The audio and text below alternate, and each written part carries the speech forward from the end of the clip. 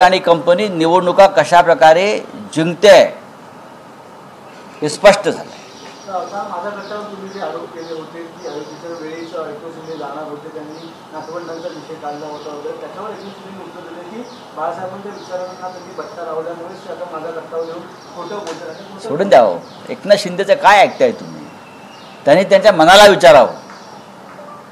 त्यांनी त्यांच्या मनाला विचारावं. जर ते खरोखर बाळासाहेब ठाकरेंचे प्रेमी असतील की काय झाली चर्चा, की त्यांनी त्यांच्या मनाला विचारावं. कसल्या बट्ट्या कट्ट्या काय करतायत ते काय सांगतात आम्हाला तुम्ही? किती खोटं बोलाल तुम्ही.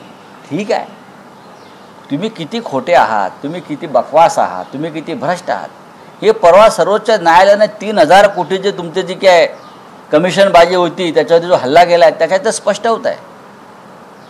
मी जे बोललो आहे ते 100% सत्य. मी त्याचा साक्षीदार आहे. मला त्याच्यात पडायचं नाही. पंतप्रधानांनी लष्करी गणवेशाचा वापर